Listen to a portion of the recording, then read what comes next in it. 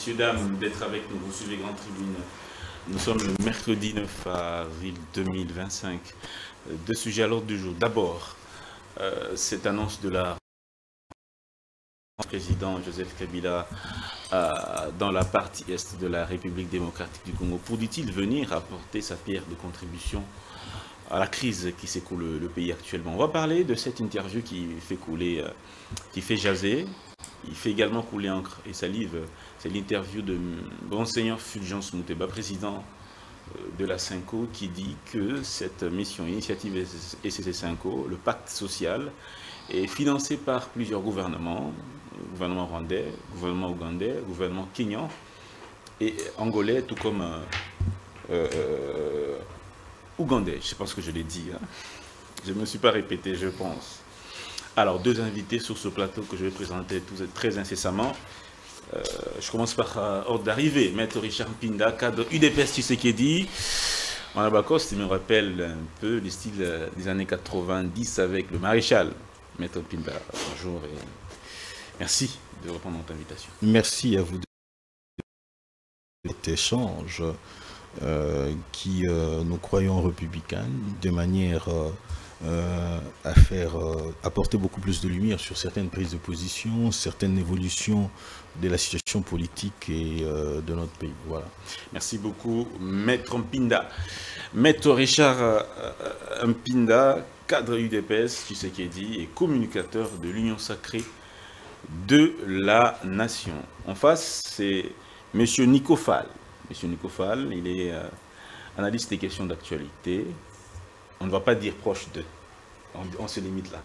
Bonjour et bienvenue, M. Nico Fall.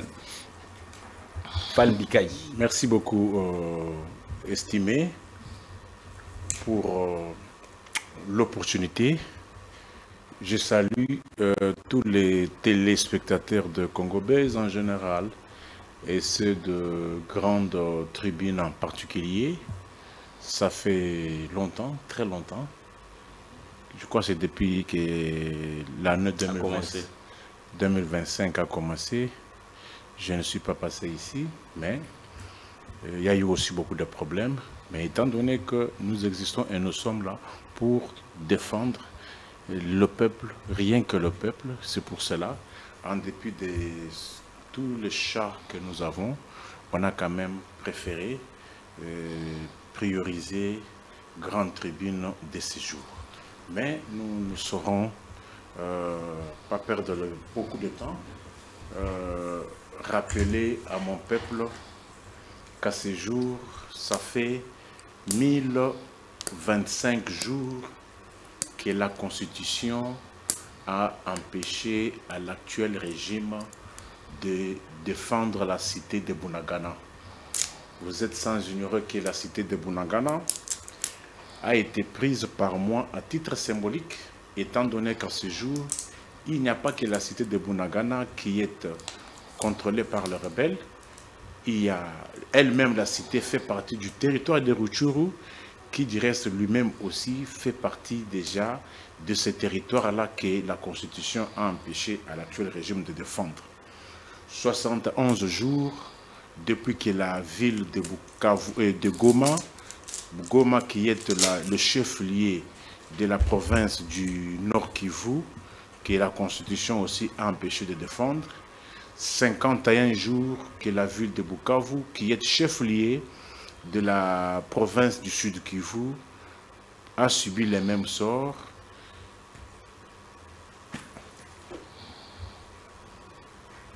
Et nous sommes... Et pourquoi vous faites souvent ça? Pourquoi vous faites souvent ça? Nous sommes à 300, je vais vous donner la réponse, 359 jours que nous avons été embarqués dans une situation dont on ne sait pas nommer. Vous savez que les élections de 2011, de 2019, il y a eu reprise le 24 janvier 2019, le mandat étant de 5 ans. J'ai toujours posé la question, comment un mandat de 5 ans qui a commencé le 24 janvier 2019 et que l'on assiste à une autre investiture le 20 janvier 2024. Je n'ai jamais compris comment cela est arrivé. Les mandats étant de 5 ans, qui commence le 24 janvier 2019. Mais curieusement, on assiste à une autre investiture le 20. Les dates sont d'une importance très capitale, que les gens notent ces dates-là et qu'ils calculent comment peut-on, pour un mandat de 5 ans, qui commence le 24 janvier 2019. Mais comment expliquer que l'on assiste à une autre investiture le 20 janvier 2024? J'attends la réponse. 314 jours depuis que Judith a été nommée à la tête du gouvernement allemand d'Afrique, alors Congo, 6 ans et 277 jours que la Constitution a empêché à l'actuel régime d'organiser les défilés d'indépendance.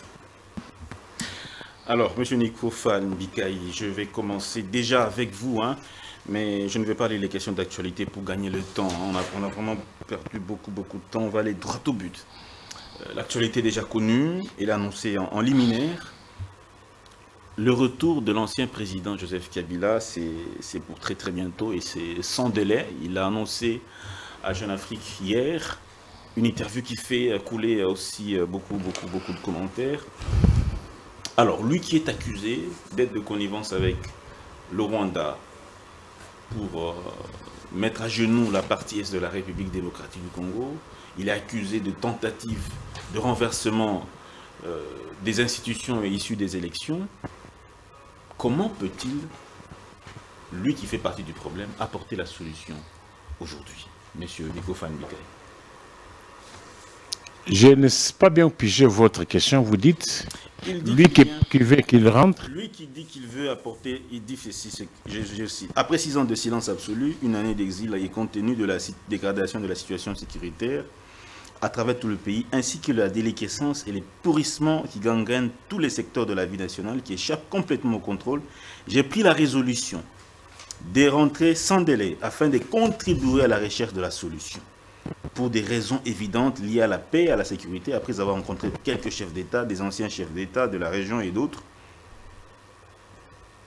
acteurs étrangers qui s'intéressent à la crise congolaise, j'ai décidé de commencer par la partie orientale parce qu'il y a péril en la demeure. Comment lui qui fait partie du problème, accusé par les institutions d'être ceux qui déstabilisent la partie Est, qui seraient derrière les morts de Goma, les morts de Bunagana, les morts de Bukavu, les morts de Massissi, comment lui qui est accusé de faire partie du problème peut-il apporter la solution? Est-ce que c'est possible d'abord, selon vous? Bon. Nous sommes dans une période, à ma simple connaissance, qui n'a jamais existé au Congo. Je n'ai jamais vécu un tel désastre de tous les secteurs de la vie humaine. Je n'ai jamais vécu cela. Depuis 1990 jusqu'à ce jour, j'ai jamais assisté à un tel désastre. Dans quel domaine? Dans tous les secteurs. Tous les secteurs. Et c'est qui l'a fait? Qui est fautif?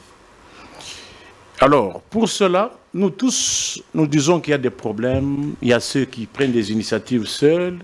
Il y a ceux-là qui sont consultés pour prendre des initiatives tendant à ramener la paix de gauche à droite. À ce stade, j'estime que toute personne qui y a une parcelle d'influence par le temps qui court et surtout ceux qui se sont battus pour la refondation de l'État, personne ne peut rester indifférent. Joseph Kabila s'est battu pour la refondation de l'État.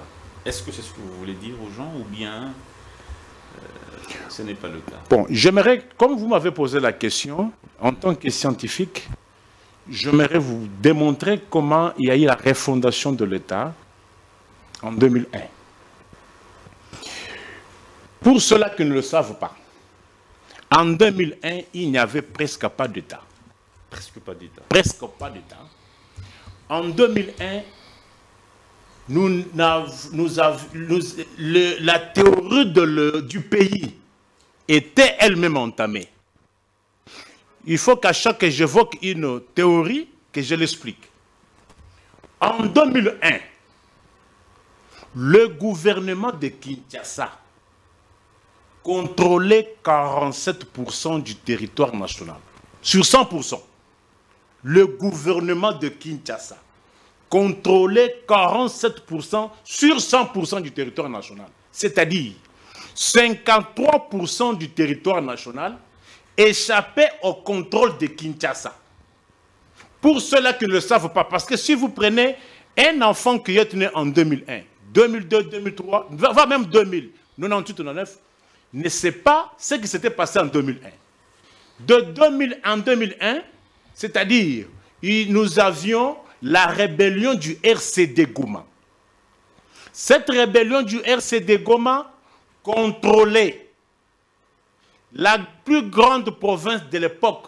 RCD Goma avec Rouberois. Avec le Rouberois, parce que non, il ne faut pas dire. Il y a eu une suite là, il y a eu des Wamba Diawamba, il y a eu le Onosumba, bref, je dis le RCD Goma. Le RCD Goma lui seul contrôlait la plus grande province de l'époque, dans l'ancienne configuration, la province orientale. Bien qu'il y avait le MLC qui avait plus ou moins 5%, les RCD Kamel et les Lumbala qui avaient aussi quelques poussières de pourcentage. Cette plus grande province était contrôlée par le RCD Goma. Toute la province du Nord Kivu, toute la province du Sud Kivu, toute la province du Maniema, une partie du Kasaï oriental dans l'ancienne configuration, Lubao et Sankour, Lelo Diala, étaient contrôlés par le RCD Goma. Vous allez à l'Équateur. Ça, tout ça, nous connaissons. Non, non, vous m'avez posé la question de la refondation. J'ai dit, il n'y avait presque pas le tas. Il faut pas que cette réponse reste comme ça. Comment les gens vont connaître qu'est-ce qu'on entend par le tas et pourquoi je dis cela? Il fallait que l'opinion... Parce qu'il faut vous mettre en tête que l'enfant qui était né en 2000, aujourd'hui il a 25 ans. Peut-être qu'il ne connaît pas ça. Celui qui était né en 98, aujourd'hui il a 27 ans. Il ne connaît pas ça. Il faut qu'il y ait magistère pour le rappeler. Alors, vous m'avez posé la question. L'État. Et retenez aussi que le RCD Goma était dans le Grand Katanga. Kalemi et consorts, le Puerto, étaient sous contrôle du RCD Goma. Le MLC de Jean-Pierre Bemba ici, qui était avec les Ougandais, avec James Kazimi, contrôlait une partie de la province de l'Équateur, ancienne configuration, une petite partie de la province orientale. Il y avait aussi les républicains de Lumbala et de Ousanyamou ici. En 2001, c'est-à-dire, l'État n'avait plus l'autorité sur 2 345 km². La théorie de l'État, du pays lui-même. Le pays, c'est-à-dire, c'est lié à l'espace géographique. C'est-à-dire, Kinshasa n'avait pas l'autorité sur ça. Les deux théories étaient entamées. Qu'est-ce qui a été fait pour que l'État soit refondé? Oui. Avec l'arrivée de Kabila, il a compris que Kinshasa, sur le plan militaire, ne pouvait pas vaincre les rébellions. De même aussi, les différentes rébellions n'avaient plus encore la possibilité d'arriver à Kinshasa. Qu'est-ce qu'il fallait faire? Il fallait accepter de se mettre autour d'une table avec les différentes rébellions pour que les pays soient réunifiés, qu'il y ait l'autorité de l'État. Et c'est ainsi qu'on a procédé à la refondation de l'État. Sur les plans des institutions à Kinshasa, on a assisté au référendum avec l'actuelle constitution.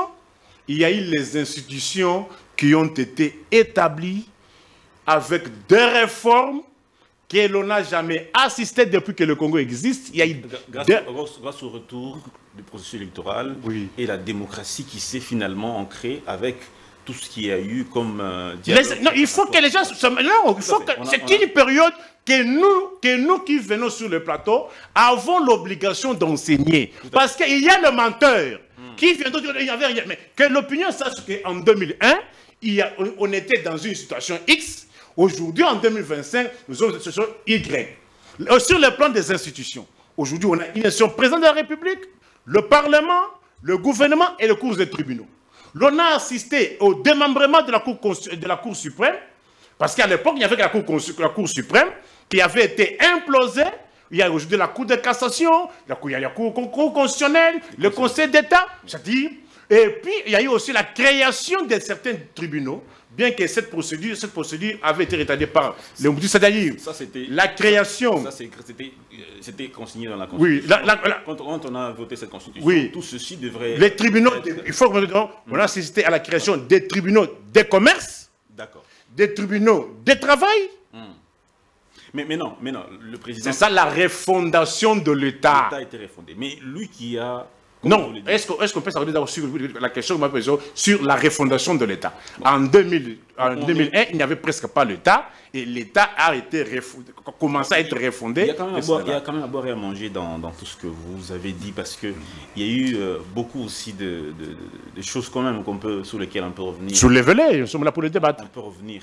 Mais la question d'actualité, c'est le retour du président Kabila. Il dit qu'il vient apporter la solution au problème. Comment peut-il apporter cette solution-là? Oui, je venais de vous dire tantôt que aujourd'hui, d'ailleurs, vous venez de soulever la problématique des évêques et des prêtres de l'ECC qui se sont engagés dans une mission, je ne sais pas s'il faut appeler ça médiation, conciliation ou quoi, néanmoins bons offices, néanmoins ils sont à la quête des solutions aux problèmes qui rongent notre société aujourd'hui. De l'autre côté, on entend qu'il y a eu Nairobi, de l'autre côté il y a eu Luanda, aujourd'hui on dit... Pas de Doha. Non, j'ai dit, il y a eu Nairobi, il y a eu Luanda, aujourd'hui on parle de Doha, et puis d'un côté on dit qu'on concerte, tout ça, j'estime que c'est les initiatives qui tendent à la recherche de la solution. Et puis, mais pourquoi Kabila soutient-il cette rébellion de la FCM23, comme vous le dites? Selon vous, qu'est-ce qui le pousserait à soutenir cette rébellion? Non, vous m'avez lui dit vous dites que voilà, il a participé à la refondation de l'État, un État qui n'existait presque pas. Mais comment lui-même qui a reconstruit cet État, aujourd'hui est en train de combattre ce qu'il a construit, ce qu'il a établi, ce qu'il aurait établi? Bon, à ce jour, je ne me prononcerai pas aussi longtemps que lui-même n'a jamais déclaré qu'il est le père de cette rébellion. Mais néanmoins, je m'inscris moi dans la logique de la recherche de la paix. Il dit qu'il a évoqué les raisons que moi j'ai évoquées dans d'autres termes, qu'il fallait maintenant procéder à la quête de solutions aux problèmes qui nous rongent. Il serait malhonnête de notre part sur ce plateau, méconnaître qu'il n'y a pas de problème, qu'il y a absence totale de l'autorité de l'État, que le régime est caractérisé par les détournements, l'impuissance, et il n'y a presque plus de l'État. Il n'y a rien, c'est du bric au brac. Sur le plan judiciaire, n'en parlons pas. Chacun fait ce qu'il lui semble, au mépris des lois de la République. Si je me mets à vous dire que dans le secteur de la justice aujourd'hui, vous avez de la chair de poule lorsque vous vous intégrez. Vous vous dites, mais finalement, ça c'est une justice, ou bien chaque partie vient jeter de l'argent et au finish, personne, on vous renvoie dos à dos. C'est-à-dire, le plaignant vient jeter de l'argent, l'accusé aussi vient jeter de l'argent et au finish, il n'y a pas de cause. Comment expliquer dans un pays... Merci bien. Non, je finis juste par là. Comment expliquer dans un pays où la justice qui doit élever la nation, aujourd'hui, on se rend compte que certaines des autorités judiciaires sécurisent, arrosent même les criminels. Quels criminels? Je vous dis, je peux vous avoir quelques cas de figure. Dans le sujet, ne sortez pas du sujet s'il vous plaît, pour l'avancement de notre débat. et pour que nos téléspectateurs puissent ne fût-ce que tirer ce que vous dites, enseignement, leçons, tout ça. L'émission a aussi un caractère instructif, d'instruction. Donc nous devons nous tenir à cela. C'est un principe crucial. Alors, Maître Richard Mpinda, UDPS, Tshisekedi, comment j'ai suivi Augustin Kabouya qui dit ceci. Après l'annonce de retour du président Kabila, il dit « Il savait que la seule façon de revenir sur la scène politique était de tuer les Congolais. » Vous partagez cet avis du secrétaire général, entre guillemets, de l'UDPS? Déjà, l'opinion retiendra une chose, ce que lorsqu'on pose une question, vous vous rendez compte que mon co-débatteur a divagué. Il est allé dans tous les sens, sans répondre d'une manière ou d'une autre à la question aussi simple que vous lui avez posée. Sur la rentrée, le retour, plutôt lui-même lui dit, qu'il retourne au pays, parce que, il faut se le dire, déjà, lorsqu'il a pris position en étant en Namibie et en Afrique du Sud, il a violé la loi portant statut des anciens présidents de la République. Quelle disposition? Le statut des anciens présidents de la République, je n'ai pas la précision de la disposition, mais je peux vous reprendre le texte qui demande, qui impose le droit de réserve aux anciens présidents de la République. C'est-à-dire qu'il a pris position. Je vais les chercher pendant ce temps que notre tour de parole arrivera. Deuxièmement, Kabila ne revient pas parce qu'il a tout simplement l'intention de revenir. Il revient tel quel en passant par Goma, tout simplement parce que... Non, est-ce qu'il est déjà arrivé à Goma? Non, selon ce qui s'est dit. J'ai dit il revient en passant par Goma, tout simplement parce que le commanditaire d'hier, son mentor, qui est Joseph Kabila, qui est Kagame, lui-même l'a dit. Est-ce que vous pouvez le prouver? Je peux le prouver. Kagame a tenu une interview en 2009 où il a dit au sommet de l'État congolais, ok, c'est lui qui est au sommet de l'État congolais, c'est un de mien. C'est-à-dire que j'ai des hommes à tous les niveaux, voire même... Non mais authentique, Kagame a déclaré que celui qui est au sommet, il est un de mien. Exactement. En 2009. J'ai la vidéo, je peux même vous envoyer aux régies, et les régies pourraient éventuellement le balancer, parce que cette vidéo est même en anglais. Donc on a eu un homme qui n'est pas, un homme qui était... et d'ailleurs, il est de notoriété publique qu'un sénateur, un héros élu au Parlement européen l'a dit de manière claire. Lorsqu'on élimina Joseph Kabila, il y fallait trouver quelqu'un que l'on peut éventuellement contrôler et manipuler. La décision, Laurent Désiré Kabila, la décision a quitté la Belgique pour les États-Unis d'Amérique et on nous a pondu Joseph Kabila. Et donc, j'en viens encore en 2006, lorsque nous passons aux élections avec le MLC, il y fallut pour que ces élections, ces résultats soient acceptés, l'abbé Malou Malou les a publiés dans le char de l'ONU, de la MONUSCO à l'époque, c'était MONUC à l'époque, pour nous faire accepter, pour nous imposer une réalité qui n'était pas nôtre. Rappelez-vous encore, cela a été dit plus d'une fois, que la raison d'être de la déstabilisation de la République démocratique du Congo, l'excuse avancée par Kagame, était l'FDLR. Et l'FDLR, comment est-il arrivé au Congo? C'est-à-dire qu'il y avait un plan déjà mis en place qui devait être exécuté avec la bénédiction de la communauté internationale.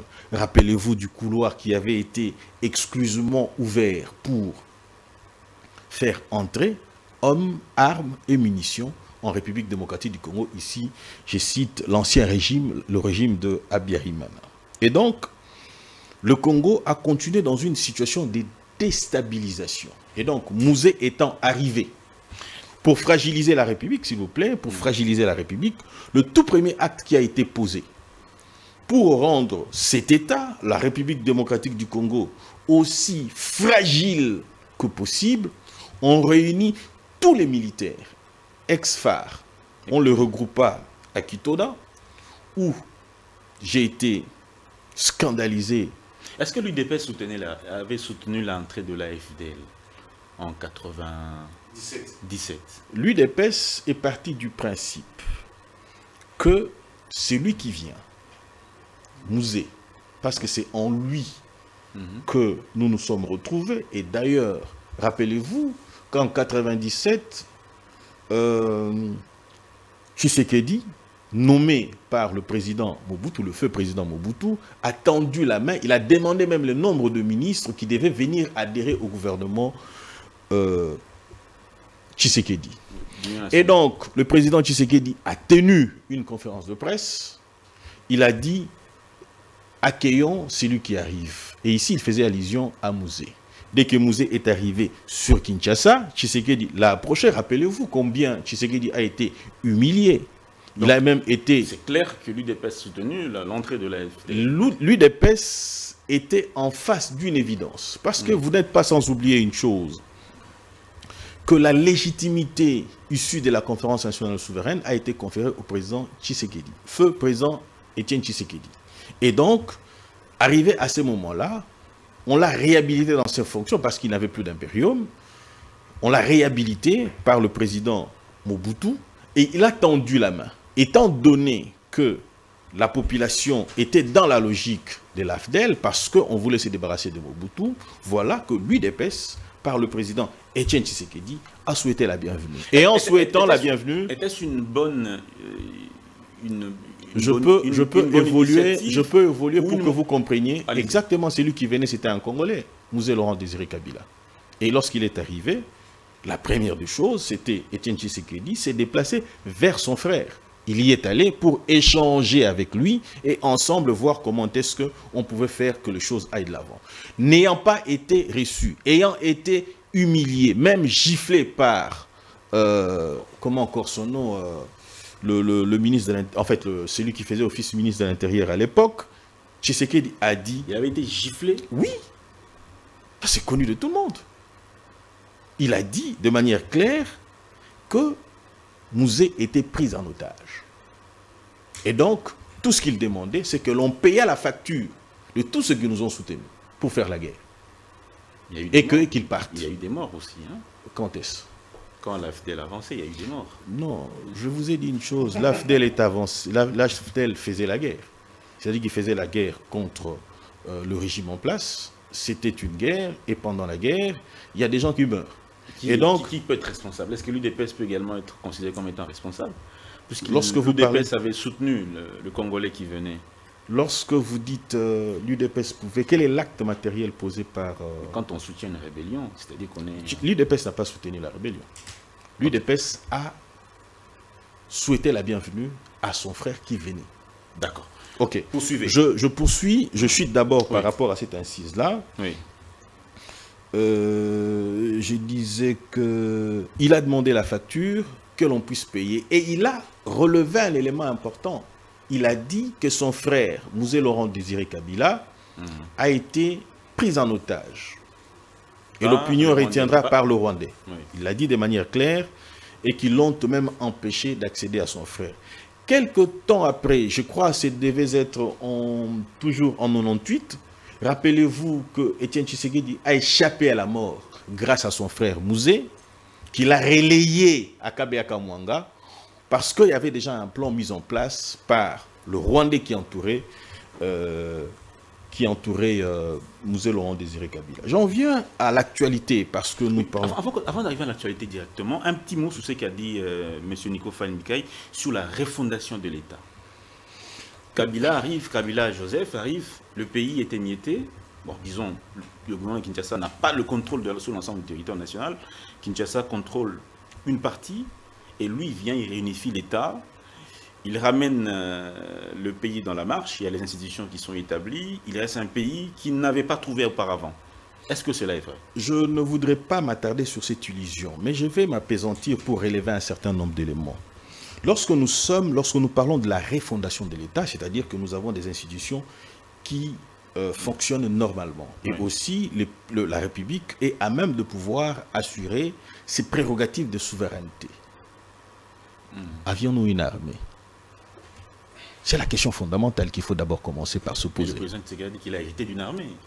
Le président Tshisekedi l'a dit de manière claire, qu'il a hérité d'une armée.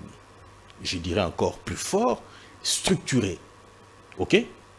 Il venait, il a sur son bureau les réalités d'une armée existante. Ok? Dans la pratique, nous disons structurée, c'est-à-dire que nous savons lorsqu'il s'agit d'une armée, vous avez la force aérienne, vous avez la force navale, vous avez la force terrestre, ainsi de suite. Donnez-moi un seul avion de la force terrestre et de la force aérienne qui existait lorsque Tshisekedi est accédé au pouvoir. Donnez-moi, s'il vous plaît, un seul navire de guerre que l'on pouvait avoir. Ok? Et donnez-moi la formation que subissaient ou suivaient nos militaires. L'opinion retiendra une chose, que le général et le général Kenge, qui est le porte-parole, Sylvain Kenge, qui est le porte-parole de FARDC, a fait une déclaration pour dire que sous Kabila, ce que l'on voit aujourd'hui n'existait pas. Il a dit à titre illustratif, nos militaires, les FARDC, s'il vous plaît, laissez-moi chuter. Oui. Ok. Nos militaires FARDC s'entraînaient avec des bâtons, c'est-à-dire qu'ils prenaient des bouts de bois avec lesquels ils s'entraînaient. Et la même chose a été aussi relevée au Burkina Faso. C'est-à-dire que les militaires qui vont s'entraîner n'avaient pas les crépitements d'armes. Et ils ne savaient pas comment utiliser les armes. Il a encore renchéri en disant ceci, que nos militaires qui s'entraînaient pieds nus ne portaient des bouts que lorsqu'il s'agit de prendre l'avion pour aller combattre. Et donc, je suis revenu pour dire que lorsqu'on parle de la refondation de l'État, c'est le fonctionnement régulier des institutions de la République et, entre autres, sa capacité à pouvoir exercer ses prérogatives de souveraineté. Maître Richard Pinda, merci bien. Je vais vous repasser la parole incessamment puisque votre temps d'antenne s'est écoulé. Je sais qu'il y a une question que vous n'avez pas évoquée, mais vous allez l'évoquer au deuxième tour de table. Vu que laquelle je vais noter à côté. Non, je ne réponds pas. Je ne réponds pas. Allez-y. S'il vous plaît. S'il vous plaît. Vous aurez la parole. C'est quoi la question? Je ne veux pas y répondre. Sur l'arrivée du président, sur le retour de l'ancien président Joseph Kabila. Alors, Monsieur Nico Faye, vous êtes également juriste. Parce que vous êtes avocat même, hein? Non, ici, on n'a pas les très bien. Ici, l'avocat, ça y est. C'est ailleurs. Oui. Tout à fait. J'ai ouï dire que vous avez eu un passé également dans l'UDPS. Si je comprends très bien. Vous avez un passé. Vous avez été à l'UDPS. Moi, je ne suis pas de ceux-là qui j'ai été à l'UDPS. Vous avez été à l'UDPS. On peut savoir juste pour raison d'information. De quelle année à quelle année? Nous, quand on a parlé de l'UDPS 90 jusqu'en 81, jusqu'en 2011, légèrement avant les élections de 2011. De 90 à 2011, vous avez été UDPS, ça fait plus ou moins 21 ans. 90, conférence nationale, promulgation du multipartisme, tout ça, jusqu'en 2011, aux élections de 2011. D'accord, c'est plus ou moins 21 ans. Alors, M. Nico Faye, essayez de nous expliciter un peu cette période de 97, puisque vous étiez à l'UDPS. Un petit mot par rapport à ce qui s'est passé. Comment l'UDPS s'était comporté pendant que la FDL avançait? Il faut que cette émission demande au directeur du programme de nous donner même 2 heures. Comment ça? C'est une émission de vérité, de réalité. Vous avez compris ici, on a, du début jusqu'à la fin, on est allé que dans les suppositions. On a dit, aucune preuve matérielle. Mon co-débatteur n'a pas parlé quelque chose avec précision. Toujours des suppositions. Il dit, parce qu'il faut rencontrer le moyen. J'ai dit en 2025, je vais faire un débat. Pas de parole contre parole. Les moyens soulevés par mon co-débatteur, je les rencontre. Mais qu'il ait aussi le courage de rencontrer les moyens soulevés par moi. Il dit, l'ancien chef de l'État n'a pas respecté le statut des anciens, de la loi portant protection des statut des anciens chefs de l'État. Oui, c'est bien beau de dire qu'on n'a pas respecté. Mais est-ce que l'État aussi l'a respecté? L'État doit le respecter dans quel sens? Lorsqu'il dit qu'un ancien chef d'État élu doit bénéficier d'une protection particulière et d'un traitement particulier en termes pécuniaires, il faut dire à l'opinion que cette loi avait été votée pour éviter que les gens puissent chercher à s'éterniser au pouvoir, et pour cela, il faut encourager aux anciens chefs de l'État élus de quitter le pouvoir, de bénéficier d'un traitement particulier. Est-ce que le régime ici, contrairement aux mensonges qu'il propageait, est-ce qu'il paye les rémunérations à l'ancien chef de l'État? Parce que jusque là, on n'en est qu'un seul. Est-ce qu'il paye le droit dû à cette loi-là? Parce que l'ancien chef de l'État doit bénéficier d'un traitement particulier. C'est au regard de cette loi qu'il les prévoit. Est-ce qu'ils les font? Est-ce qu'ils payent régulièrement? Est-ce qu'ils payent même? Qu'ils vous disent, en 2025, ils ont payé combien de mois? Parce que le traitement là, il est mensuel. Combien, en 2025, combien de mois ont-ils payé? 2024, combien de mois ont-ils payé? 2023, combien de mois ont-ils payé? 2022, combien de mois ont-ils payé? C'est ça aussi, respecter la loi portant statut des anciens chefs de l'État. Il ne faudrait pas l'évoquer dans certains, et puis dans certains, vous ne l'évoquez pas. Là n'est pas le débat. Vous dites, vous avez posé une question, est-ce que l'UDPS et Tshisekedi du père ont-ils soutenu le pays? Il a balbutié tantôt, oui, un fils du pays, figurez-vous. Alors, il a accepté, il a dit. Oui, disons aussi que Nanga c'était un fils du pays. Mais si on dit que Nanga c'était un fils du pays, pourquoi ça vous ferait du mal? Et surtout que Etienne Tshisekedi n'avait aucune qualité. Comment ça? Oui, il n'avait aucune qualité. C'était un Congolais, il était Congolais comme moi. Par rapport... Ancien ministre, ancien Attendez, ministre, non, ancien parlementaire. Il y a eu combien de parlementaires? Il y a combien d'anciens parlementaires? Il y a combien d'anciens ministres? Il avait quelle qualité? Pour encourager les rébellions, aller rencontrer même les membres de la rébellion, aller dans les territoires conquis par la rébellion. Entre celui qui n'avait aucune qualité et celui qui était un ancien chef de l'État, qui dit que non, je viens pour la paix, je dois rencontrer tout le monde. Je ne dis pas que c'est ça. Si nous devons réfléchir de cette manière-là, lui, il était autorisé à dire n'importe quoi sur les rébellions, reconnaître que la rébellion, ce sont des fils du pays, voilà, et nous devons les accueillir. Mais un ancien chef de l'État, lui qui est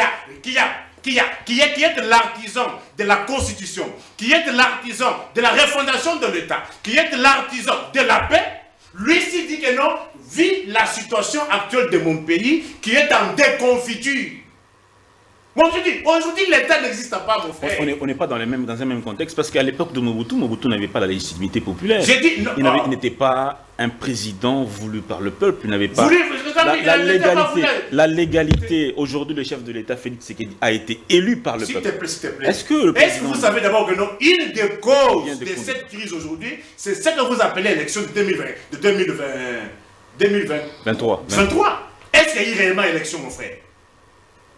C'est un juriste qui nous donne la nature du juridique de ce qui s'était passé du 21 au 27.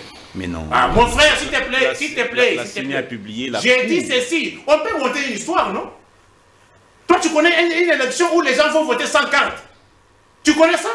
Mais il y avait des cartes quand même. On dit, je vous pose la question, je dis qu'il note. Il ne faut pas inventer là. Quelle est la nature juridique de ce qui s'était passé du 21 au 27? Parce que les élections étaient prévues qui devaient se tenir le 20 décembre 2023. De 6h à 17h. Mais donnez-nous la nature juridique de ce qui s'était passé du 21 au 27. C'était où? Ça s'appelle quoi? Qui note, qui me donne la réponse. Si vous appelez ça élection. Toi, tu connais une élection où on dit venez voter carte ou sans carte. Tu connais une élection comme ça? Mon frère. Ça, c'est vous qui le dites. Non, toi, tu ne sais pas que non, il y a eu des gens qui sont allés qui n'avaient pas de cadres, mais qui ont pris part. Est-ce que vous ne savez pas que non, on nous a produit une élection qui a coûté cher. Il y avait un fichier électoral, oui ou non? Quel est le fichier électoral? Si quelqu'un n'a pas la carte, alors qu'est-ce qui fait de quelqu'un l'électeur? C'est la carte, non? Qu'est-ce qui fait de toi un électeur? Mais le fichier ne compte pas. Attends. Qu'est-ce qui fait de quelqu'un électeur? Dan, revenons à l'émission. Alors, nous disons quoi? Aujourd'hui, il n'y a rien. Il n'y a rien comme... Vous trouvez normal qu'un monsieur comme moi là, aujourd'hui que j'ai acheté moi un paquet d'eau pour me laver, il n'y a plus d'eau. S'il vous plaît. Attends, à quoi sert les débits d'eau ici? Je suis à la quête d'eau. Je suis à la recherche de l'eau. Que celui qui a de l'eau puisse m'appeler pour que je de l'eau, pour que je me lave. Parce que ceux qui m'ont dit de rescolater. Ce n'est pas le sujet de... Non, nous disons que l'État est en déconfiture. Mais ce n'est pas le sujet de l'émission. Non, nous parlons État. Oui, nous parlons État, mais nous parlons... Le sujet de l'émission, c'est la sécurité. La sécurité de l'Est. Vous posiez la question de savoir le soutien de l'UDPS, qu'il vous relate parce qu'il y a vécu. Justement, j'avais posé cette question, mais jusque-là, vous n'avez pas encore... Non, je vous ai dit. Non. Étienne Tshisekedi a dit ceci, c'est lui qui vient, c'est un fils du pays. Ça s'appelle le soutien. Figurez-vous aujourd'hui, toi, Dan, tu dis, Nanga, c'était fils du pays, nous devons l'accueillir. Tu serais traité comment? Sincèrement parlant. Bon, l'arrivée du président... Et il ne faut pas oublier que de toutes les rébellions, que ce soit la rébellion de 1997, que ce soit la rébellion de 1980 du sud du RCD, l'UDPS et Tshisekedi ont toujours été dans les rébellions. Il a dit ici, 2009, Kagame fait un discours. Pour finir. Bon, écoutez, ce sont les histoires de Fekoudi, hein, et sont spécialistes en déclaration, Et ils sont toujours en déclaration, mais ils ne prouvent jamais. Mais moi, je vous dis, figurez-vous, moi qui vous dis que non, en 2001, il n'y avait pas l'État. Nous sommes passés de 47% à 100%. Il me connaît ça. Il n'y avait pas les institutions. Il me connaît ça. Et puis il vous dit, non, il vous dit, non, qu'est-ce que vous avez entendu de la refondation de l'État? On vous dit, oh, l'armée, mais l'armée fait partie du gouvernement. Nous avons des institutions. Si on pose la question, mon frère, en 2019, est-ce que la situation générale du pays, par rapport à ce que nous avons aujourd'hui, mon frère, parce qu'il faut aller à l'aide des pour que tout le monde comprenne. Merci. Non, écoutez, pour que tout le monde comprenne. Pour finir. Hein. Oui, mon frère. Non, pas de articles. Non, ce ne sont pas des articles. Mais moi, j'aimerais aller pour que tout le monde nous comprenne. On vous dit, quelle a été la situation de 2001? Oui. À l'époque, nous avions 11 provinces. Quand nous avions 11 provinces, pour que tout le monde comprenne, nous avions 11 provinces à l'époque.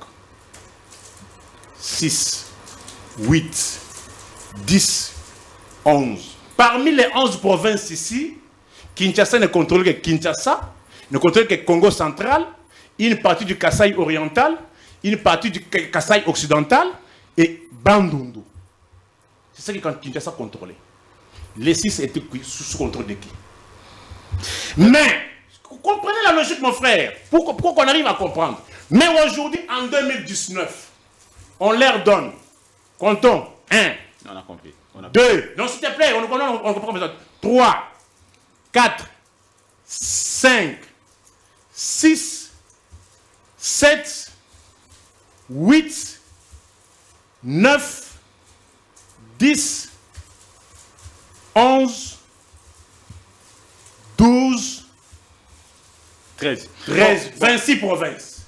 Et puis, 26 provinces, qui dit 26 provinces, on leur donne ces souches 145 territoires. C'est 145, ça représente les 145 territoires.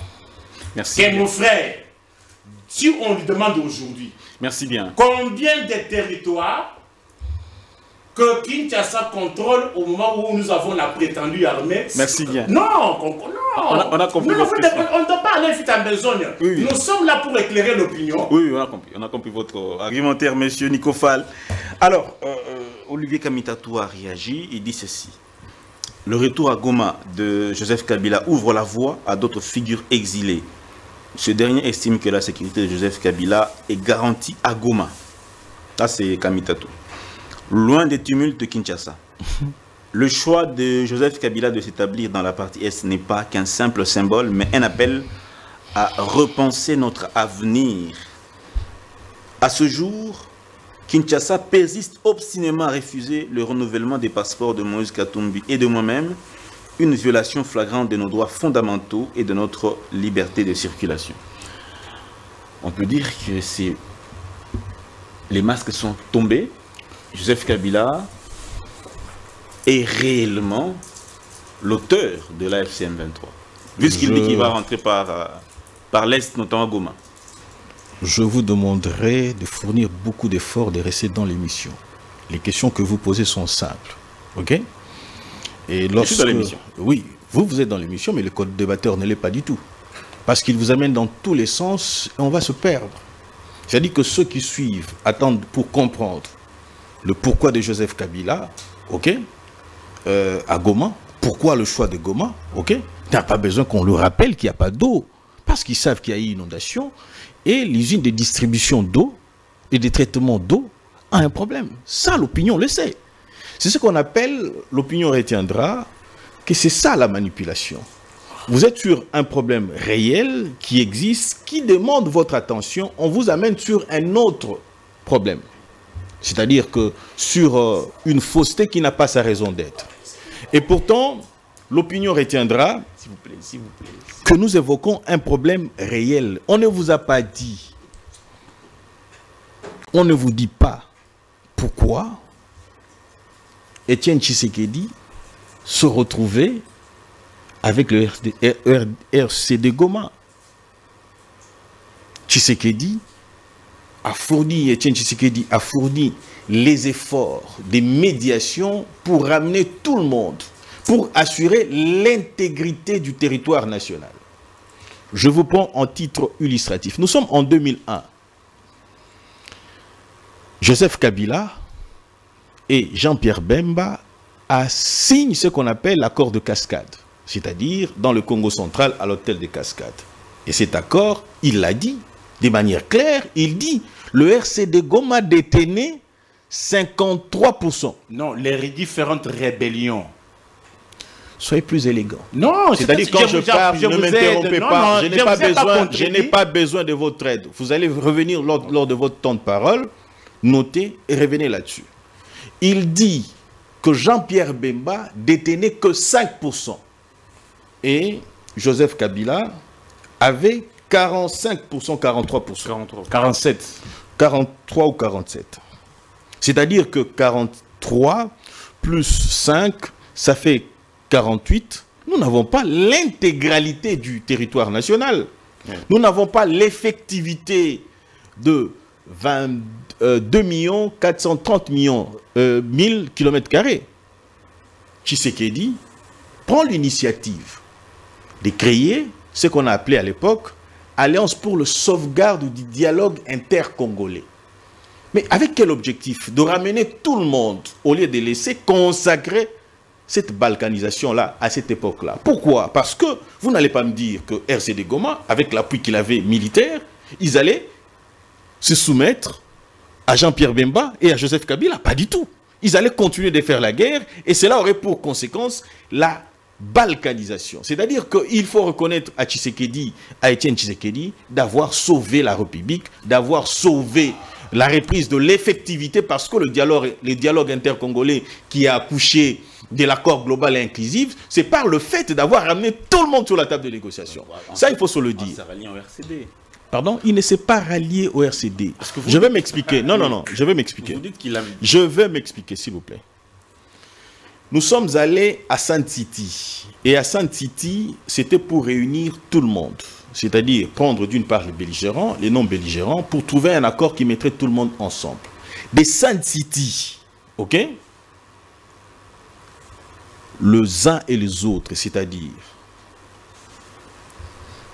d'une part, Joseph Kabila et d'une autre part, Jean-Pierre Bemba, se sont retirés pour trouver un accord en catimini, en excluant les autres. Ici, on cite les RCD KML, on cite le RCD Goma, on cite l'opposition politique, et ainsi de suite. Ok? Maintenant, pour faire en sorte de constituer un bloc, pour ramener tout le monde aux négociations, l'on créa Alliance pour le sauvegarde, c'est-à-dire que allié RCD Goma, ok, qui sont venus d'avec l'AFDEL, ok? L'allié, c'est-à-dire la société civile, une branche de la société civile, l'opposition politique, RCD, KML, tous ensemble, pour obtenir ce que nous avons aujourd'hui, ce qui a permis à ce que nous ayons une certaine stabilité, c'est-à-dire l'accord global inclusif. Là, on la doit à Étienne Tshisekedi. Bien sûr. Voilà.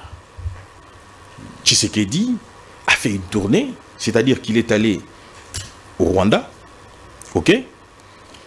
Il est allé en Ouganda, il est allé en Tanzanie, il est allé dans les pays frontaliers. Mais aujourd'hui, si un opposant se rend au Rwanda, qu'on le voit au Rwanda, quelle est l'image qu'il va renvoyer ici dans la capitale? Okay. On a vu Franck Diongo avec... Les prêtres catholiques aussi. Les prêtres aussi. Oui, aujourd'hui, Maître Mpinda, est-ce qu'un homme politique qui se retrouve au Rwanda aujourd'hui peut-il être... C'est une belle question à laquelle vous y avez déjà donné une réponse. Nous sommes dans un contexte complètement différent. Ici, nous sommes dans un contexte où les revendications du M23 légitimées, tendant à légitimer tel qu'elle a été le cas par Joseph Kabila, il vous l'a dit. Quelles sont les revendications du M23? Parce qu'on dit preuve à l'appui. Je vais vous prendre quelqu'un qui a évolué à l'est de la République, ici Moïdo Nzangi, qui revient pour dire que ce que poursuit Paul Kagame, c'est un couloir politique, un couloir militaire, un couloir économique qui lui avait été octroyé par l'accord de 2009 et de 2013, signé avec Joseph Kabila. L'opinion retiendra que ce n'était pas le cas que poursuivait Tshisekedi en ramenant le RCD Goma sur la table des négociations. C'était l'accord global et inclusif. Aujourd'hui, ce que poursuit Joseph Kabila, parce qu'il l'a dit, que les causes évoquées par le RCD, par le M23, ce sont des causes légitimes. Lesquelles causes, nous le savons tous, c'est l'attente du Rwanda. Je l'ai dit, je ne vais pas me répéter là-dessus. Mieux encore, apparemment, vous ne me donnez pas suffisamment assez de temps. Non, vous êtes en train de terminer, de clore. Parce que là, vous avez l'intention de vouloir m'arracher la parole. Mieux pour dire, pourquoi seulement à Goma? Vous aviez dit que je ne suis pas revenu sur cette question-là. Je reviens. Goma. Pourquoi Kabila décide d'aller à Goma? Et mieux encore, lorsque vous lisez l'intervention de Kamitatou, il dit qu'il se sentirait en sécurité. Et donc, l'opinion retiendra une chose, il n'a fait que révéler ceux avec qui il a été proche. Rappelez-vous, vous lirez le rapport qui a été établi par Human Rights Watch le 4 décembre 2017. C'est même disponible sur l'Internet. C'est-à-dire que vous pouvez, 4 décembre 2017, évoquant les faits intervenus le 16 décembre, intervenu en décembre 2016, où il dit de manière claire que le M23 ont été recrutés par le gouvernement de la République en vue d'interdire les manifestations contre Joseph Kabila. Et de ces faits, il y a eu des massacres. Je me dis, qu'est-ce qu'il y a de surprenant aujourd'hui? Si hier, Joseph Kabila, excusez-moi s'il vous plaît, je vais chuter. Si hier, Joseph Kabila est allé vers eux pour un secours, qu'est-ce qu'il y aurait d'étonnant aujourd'hui de le voir aller vers le M23. Merci beaucoup, Maître Mpinda Richard. Rapidement, deuxième thématique, on n'a plus le temps. Un tour de table chacun, et puis on va clore. 5 SCC, Monseigneur Fulgence Mouteba, une interview qui tourne, une interview choc. Plusieurs gouvernements soutiennent leur initiative. Financièrement, Angola, Ouganda, Kenya, et même Rwanda. Est-ce la preuve que cette initiative est une initiative d'un État qui agresse la République démocratique du Congo, des États qui agressent la République démocratique du Congo, parce que les résolutions des Nations Unies, les résolutions des experts des Nations Unies pointe l'Ouganda et le Rwanda comme étant les États qui soutiennent l'AFC M23. Comment des évêques et même des pasteurs peuvent-ils recevoir l'argent de ces États-là accusés d'agression? Monsieur Nico Fanbikaï. Oui, je vois que le deuxième sujet, c'est un sujet qui s'entremêle avec le premier sujet. Voilà comment l'histoire vous rattrape.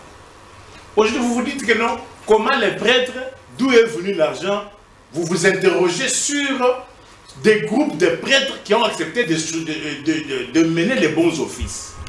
Mais vous lui avez posé la question sur Tshisekedi. Tshisekedi, toutes les rotations qu'il faisait, les voyages qu'il faisait avec l'argent. Oh. Ah oui. Non, posons-nous aussi des questions. Lui était autorisé d'aller rencontrer les rebelles. Lui était autorisé d'aller voir le Rwanda. Selon votre entendement. Mais néanmoins, vous devez vous interroger sur les hommes des églises qui disent non, non, trop c'est trop, trouvons la paix, vous vous interrogez. Et vous dites encore, je vous prends seulement au mot, que l'Ouganda soutient les rébellions. Mais est-ce que votre invité vous dise, est-ce que Kinshasa n'est-il pas en intelligence, n'a pas d'alliance aujourd'hui avec Kampala? Qu'il note donne la réponse. Vous avez évoqué le rapport des Nations Unies. Mais qu'il ait aussi le courage de dire à l'opinion qu'aujourd'hui, le 9 avril 2025, Kinshasa a tissé des alliances militaires avec Kampala. S'il peut dire ça, si d'un côté, Kampala soutiendrait les rébellions, mais comment expliquer, dans les mêmes circonstances d'alliés et de temps, Kinshasa prétendait agresser, tisse des relations avec un pays qui soutient la rébellion? Il a prétendu agresser, mais... Non, mais j'ai dit... non, est-ce que reconnaissez-vous, j'ai vu qu'il note qui disent à mon peuple, si aujourd'hui, le 9 avril 2025, si le régime de Kinshasa n'a pas une alliance militaire avec Kampala. Partons de Rwanda. Restons sur le... Pourquoi vous voulez maintenant rétrécir? Restons d'abord sur le Rwanda. Pourquoi seulement le Rwanda? Pourquoi pas Kampala? Pourquoi seulement Rwanda? Lorsqu'il y a une crise, il faut la traiter de manière holistique. Restons sur le Rwanda. Ah, pourquoi seulement le Rwanda? Maintenant, vous voulez maintenant vous échapper. Parce que vous savez que non, de l'autre côté, vous avez évoqué différents rapports de l'ONU qui accablent aussi le Kampala. Mais comment expliquer que le rapport accable Kampala d'être en intelligence ou bien de soutenir les rébellions au Congo? Mais comment expliquer qu'un pays qui prétend être agressé par Kampala, mais a signé des alliances militaires dans les mêmes circonstances de lieu et de temps? Ça, vous vous posez des questions? Non, c'est légitime, je vous l'accorde, c'est légitime. Mais répondez d'abord à ma question. Comment expliquer que les évêques soient soutenus financièrement? Oh, mais non, je dis ceci. Comment les évêques, ce sont les hommes des églises et aiment la paix? La paix, il faut aller voir. Là, comment vous voulez les interdire? En prenant l'argent de l'agresseur. Mais comment vous acceptez aussi l'intervention militaire d'un pays agressé, Kampala? Comment vous acceptez cela? Est-ce que savez-vous que l'armée ougandaise est aujourd'hui opérationnelle à Magui et consort? Oui, mais cela n'est... Et puis, parce qu'il a évoqué l'élément de souveraineté, est-ce que votre invité vous dise quelle est la monnaie qui est aujourd'hui consommée à Mahagi? N'est-ce pas la monnaie ougandaise? Est-ce que vous savez que à Mahagi, la monnaie qui est utilisée là-bas... Vous ne répondez pas à ma question. Ma question est très simple. Est-ce une preuve que... Quelle preuve que vous dites? Les hommes des églises, ils sont là pour la paix. Ils sont là pour la paix. Mais ils doivent être... Quand on est médiateur, on ne doit pas prendre opposition. On doit être neutre. Quelle position ont-ils prise? La main qui donne est toujours au-dessus de... Et je risque d'oublier ses moyens. Il a dit, l'accord global inclusif, c'est l'œuvre d'Étienne Tshisekedi. L'accord global inclusif a produit la Constitution. Il faut que l'opinion reste que quand on parle d'accord global inclusif, c'est l'accord qui a régenté le pays durant une période bien déterminée, qui a conduit à la production de cette Constitution. C'est-à-dire, c'est Étienne Tshisekedi qui a produit la Constitution congolaise actuelle. Si nous devons réfléchir comme ça. Mais comment expliquer, c'est-à-dire l'enfant qui est né, de cette mère soit rejetée par celui qui l'a enfanté. Cette constitution, l'IDPS, vous avez quoi, non? C'est une histoire de belligérants. Mais lui, votre invité vous dit, l'accord global inclusif se lève les têtes de Tshisekedi. Mais quelle opinion retient que d'où est venue cette constitution? Cette constitution a zali moi non avoir terminé l'accord global inclusif. C'est-à-dire, Makabuna Bango ya constitution, ils ont bloqué à l'Okuta. Parce que, oh, ils ont œuvre et tête de sécurité. Accord global inclusif, azali, maman, oh, ya boti, constitution, oh, qu'il reconnaît.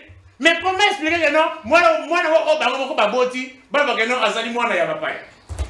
Merci bien, monsieur Nico Faye. Alors, mettons. Mentez, il en restera quelque chose. S'il vous plaît. Bref, ces histoires de situation, nous avons besoin de la paix. De la paix. Très bien. D'où qu'elles viennent, nous avons. Parce que lorsqu'il y a la guerre, nous n'avons que deux options. Soit vous êtes fort militairement, soit vous négociez. D'accord. Merci. Pour vivre la paix. Merci bien. Maître Mpinda, rapidement, s'il vous plaît. Dites-nous, pour vous, cet aveu de Monseigneur Fulgence Muteba d'être soutenu financièrement par le Rwanda, l'Ouganda, le Kenya, l'Ouganda et l'Angola, pour vous, c'est une preuve qu'ils ne sont pas...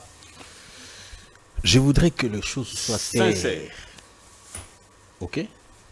Si nous avons cette constitution ici, ok? C'est grâce à l'accord global et inclusif.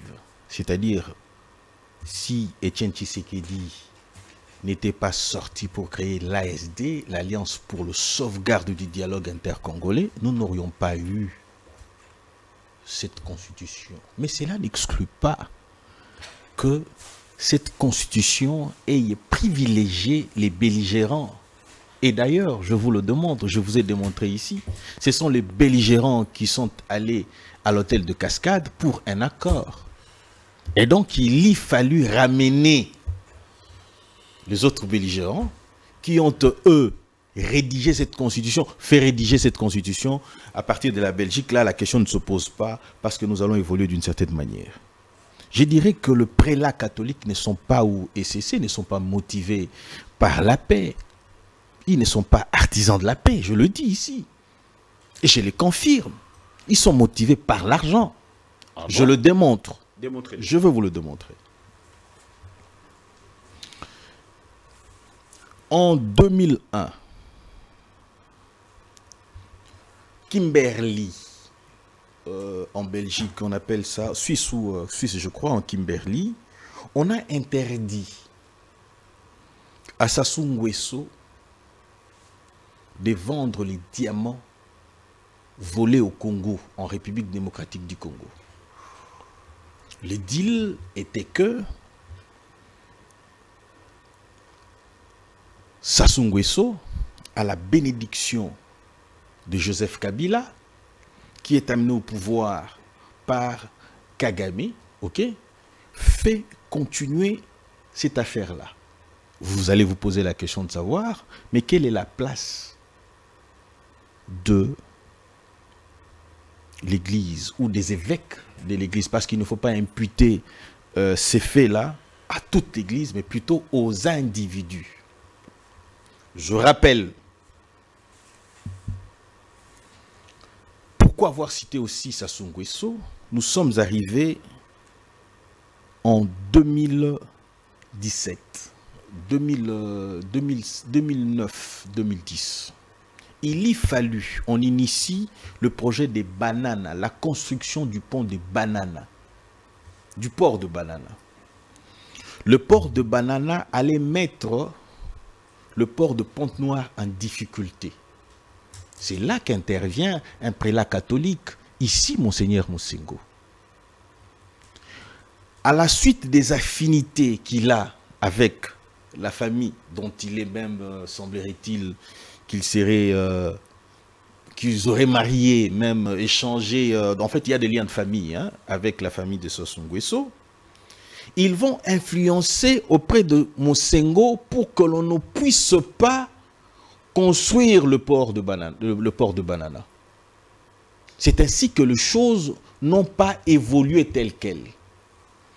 Et aujourd'hui, les choses sont claires lorsque vous lisez Ambongo, lorsque vous lisez Cholet, ils vous le disent de manière claire. Aujourd'hui, vous avez vu, lorsque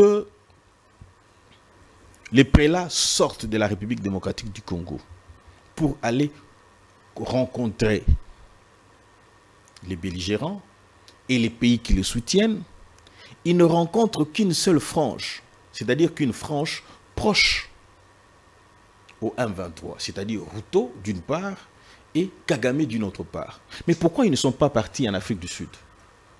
Ils ont annoncé que bientôt ils feront l'Afrique du Sud. Non, non. Pourquoi ils ne sont pas partis? Pourquoi ils ne sont pas partis en Afrique du Sud? Tout simplement parce qu'ils ne trouvaient pas leur compte. Pourquoi ils ne sont pas partis voir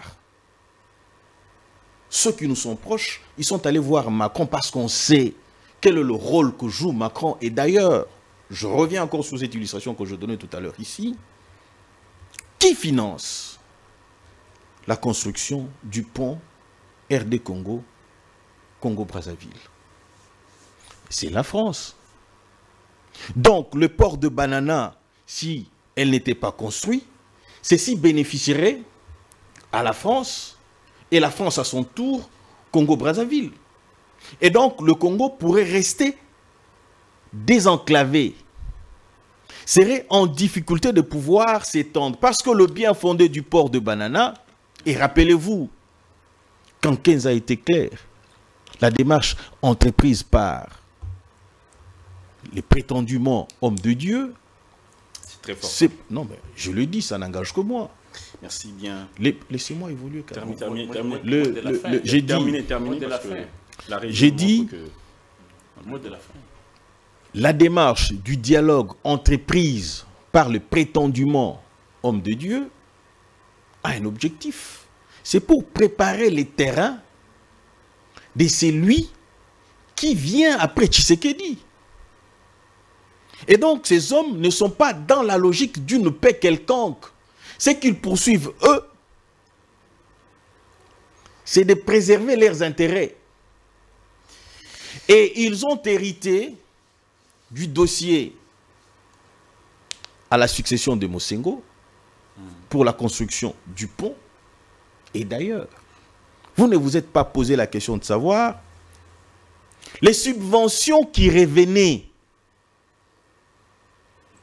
Merci. Les subventions accordées par Perenco, une société française, que l'on a prétendu à un moment donné que cet argent allait au Vatican, c'était en vertu de quel principe? Et donc, laissez-moi chuter quand même. Laissez-moi chuter. La régie nous a dit qu'on n'a plus de temps. Un mot. Et donc, l'opinion retiendra que la démarche entreprise par l'Église, elle n'est pas salvatrice. Elle ne poursuit pas la paix. Parce que je ne sais pas comprendre. J'aurais souhaité, parce qu'on a insinué ici, en posant la question de savoir où Tshisekedi trouvait son argent, on voudrait vous faire croire que Tshisekedi prenait l'argent au Rwanda. J'avais voulu qu'il aille jusqu'à la fin pour dire que non, Étienne Tshisekedi, pour voyager, aller au Rwanda, il avait cet argent-là des Kagame. Je l'aurais voulu. Ça nous aurait permis d'utiliser cette justice ici et d'agir conséquemment. Il a voulu vous manipuler, vous donner l'impression... Vous avez la police des débats. Nous sommes à la fin. Vous êtes à la police des débats. Vous ne m'aurez jamais dans vos s'il vous plaît, protégez-moi s'il vous plaît. Protégez-moi s'il vous plaît. Protégez-moi s'il vous plaît. Merci beaucoup. Ici, nous disons, nous ne posons pas la question sur la provenance de l'argent des évêques, parce que les évêques eux-mêmes l'ont dit, qu'ils ont reçu le soutien financier. La question que je posais, c'est celle de savoir. C'est-à-dire que l'argent du sang, l'argent qui a tué nos frères, aujourd'hui on compte 20 millions de Congolais qui sont morts, cet argent-là a servi aux évêques. C'est-à-dire qu'aujourd'hui, les évêques sont aussi suyés. Ils portent, ils ont consommé l'argent du sang. J'aurai aussi droit au mot de la fin. Voilà. Merci bien, Maître Mpinda, Richard, Monsieur Nico Faye, merci beaucoup. Mes questions sont restées sans réponse. Comment ça? Toutes mes questions. Non. Toutes mes questions sont restées sans réponse. Si vous souhaitez bien, on prend rendez-vous la semaine prochaine, tous les deux, faut... pour voir. Vous avez compris. L'opinion retiendra que nous avons répondu aux questions et nous disons au revoir. Vous trouvez normal On y revient. qu'on dise aujourd'hui aux Congolais que s'il y a le chèque, c'est le fait du Rwanda. Merci beaucoup. Ceux qui m'ont les Koufi, c'est le fait du roi. Des Merci. Autres. Non. Merci beaucoup. Merci. Merci beaucoup. Merci beaucoup, mesdames et messieurs. L'émission est complètement terminée. On se retrouve donc vendredi prochain avec d'autres invités. À très vite.